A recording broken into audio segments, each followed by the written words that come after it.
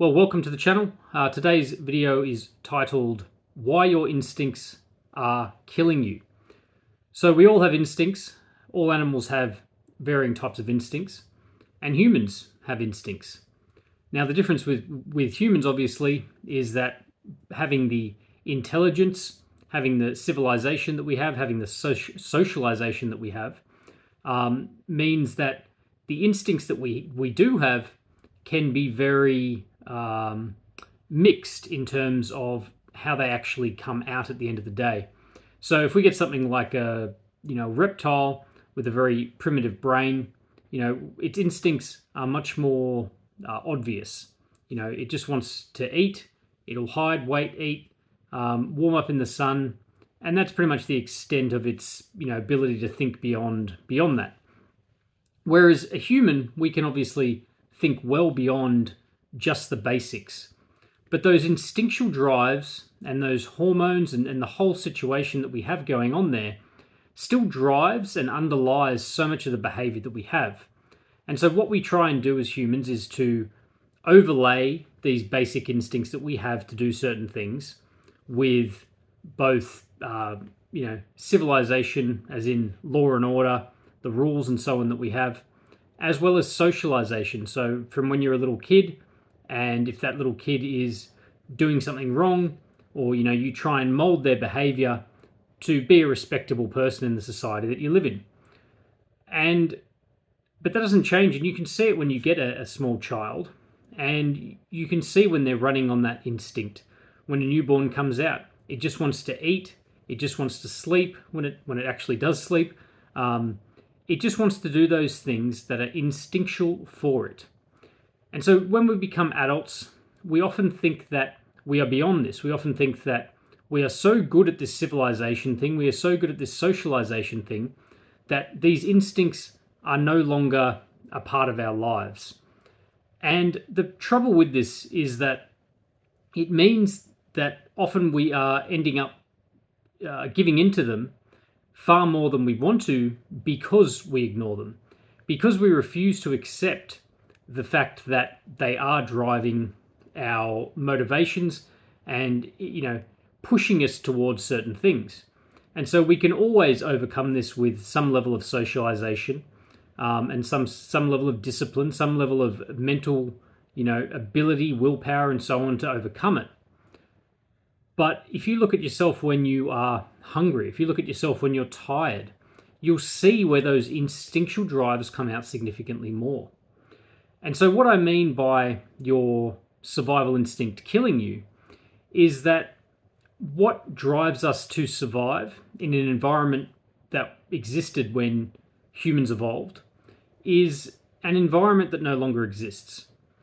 The environment that we live in now is so different from the one that we evolved in, that there's almost nothing that you can really draw a parallel to. So obviously when humans originally evolved and roamed the earth, their entire life was a struggle. Their entire life was a struggle for survival. It was a struggle to get food, to survive the elements.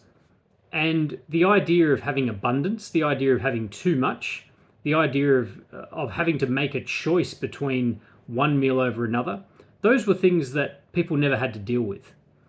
And so the drives, those basal instincts that people had and humans have, is to eat as much as you possibly can and to do as little as you can.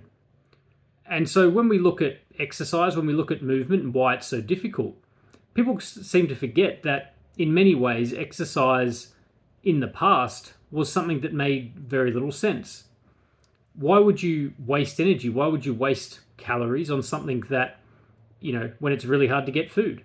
Why would you not eat food when it was presented with you, for you? If you hunted, killed an animal, or you found some source of fruit, or you found some honey on a tree, or you found whatever, the natural thing to do would be to eat as much of that as you could, because you don't know when you're going to get your next meal. You don't know if the next place that you go to is going to have nothing. You might hunt and be unsuccessful for the next week and have very little food. And so the drives that you have from that environment of scarcity have now survived within humans to the environment that we have today, which is one of abundance.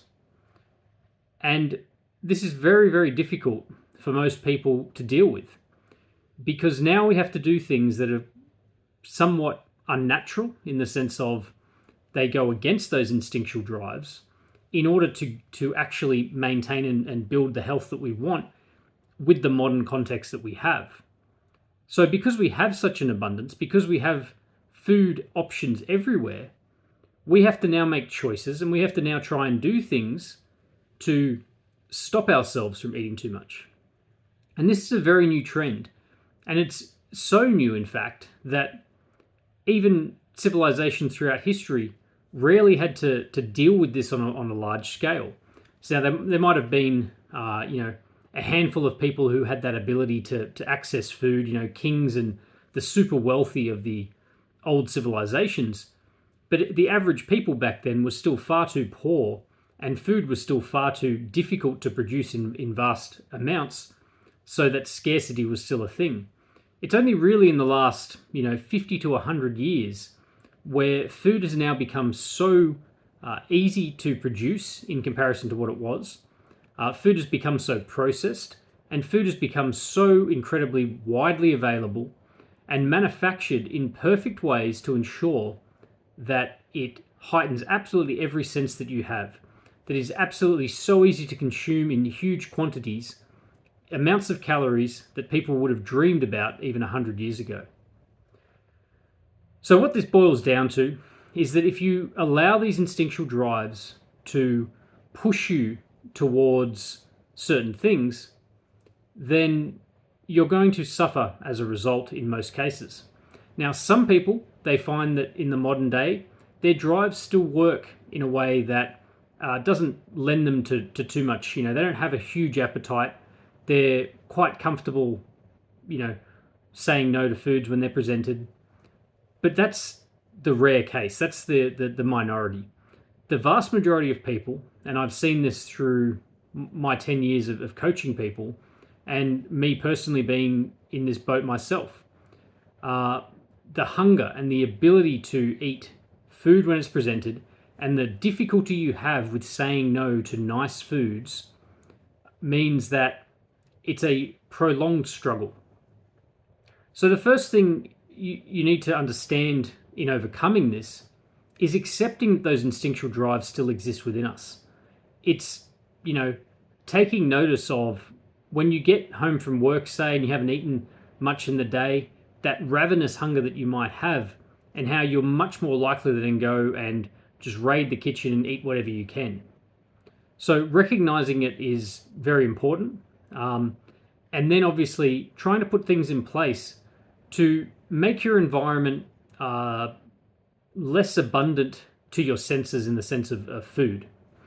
So making it harder to eat really nice foods. And so this can be as simple as obviously not buying them in the first place, but, and whilst it sounds simple, it's something that people overlook as, if your cupboards are filled to the brim with all sorts of things that you really desire, then it's going to be very difficult to not eat those things. But then on the other side of it, we also have the movement side. And so humans are, as I said, kind of inherently lazy. And this is not a bad thing or a good thing. It's just how it is. Humans would prefer to do as little physical movement as possible, because this makes sense when you consider that movement is wasteful from an energy perspective. And so we also then need to make exercise and movement easier to do and remove the potential barriers that you might have towards it, because it's always going to be easier to make an excuse. And so what it all boils down to, both with food, movement, and all the other factors that we have, there's a lot more to this than just food and exercise, obviously, when we talk about instincts. But what it means is that we have to come up with a new way of approaching our fitness and health, of approaching how we allow these instincts to drive the behaviors that we have. And so our cultures and our civilizations have long-standing traditions that, attempt to rein in the instincts that we might have. So an instinct, for example, people being violent. You look at a little kid, someone takes their toy, and that kid's instinct might be to grab it back off him or hit the kid or whatever it might be. But obviously we have things in place to try and make sure that as much as possible, people don't hurt each other. And obviously these things still happen, but the idea with the things that we do is to try and rein all that in.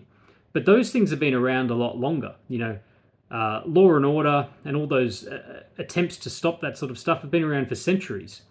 Whereas the environment that we're in now is still really new. And we haven't really come up with proper ways on a broader scale that we can, to approach these things, to try and rein in the effects of an abundance of food and a lack of movement. And so if you want to change yourself, if you want to get fitter, if you want to get healthier, you want to drop some weight, you want health problems to not be a problem with you, then you have to understand that you have to do something different than what the majority of the population are currently doing. And whilst I hope in the future we can work out ways that, work out socialization attempts to make this less of a problem, in the current situation on an individual level, you will have to make changes that may seem unnatural in some ways, or may seem extremely difficult, especially at first, to make. You'll have to do things with a conscious effort rather than just thinking that it will all fall together. In the modern day, if you want to get fit, if you want to get healthy, if you want to not be overweight, then the reality is you will have to do things that most people are not currently doing. And it doesn't have to be extreme, it doesn't have to be over the top, but it definitely has to be something that is not going to be widespread among people that you might know. Exercising every day, eating proper food, the basics of fitness and health are still overlooked, and people want to look for some solution as opposed to simply attempting to stop letting your instincts drive the way you do things, and having a more considered approach to what you're eating and how you're moving. So there's a lot more to this, and over the coming weeks and months I'll be obviously uploading a lot more videos on a whole lot of topics, but that's just a bit of an intro topic about why we have to really think outside the box when it comes to our fitness and health. And if you want to change it, it's something that you can do, but it's not going to happen without some conscious effort on your behalf. It's not going to happen without you changing things. It's not going to happen without you being able to take an honest look at your life, without being able to take an honest look at your actions every day, week, month, and be willing to gradually implement changes to ensure that you're eating better, that you're moving better, and that your lifestyle is getting better. So I hope that's been interesting. I hope that's been informative in some way. If you have any questions, if you have any comments, if you have anything that you would like me to cover in this channel, always welcome for you to let me know. And thank you for watching if you made it this far, and I'll see you in future videos.